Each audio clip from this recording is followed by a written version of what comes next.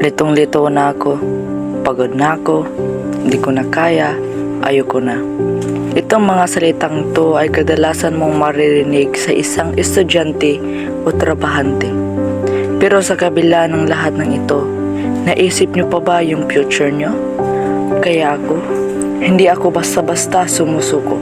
Kasi alam ko sa sarili ko na my partner is always on my side.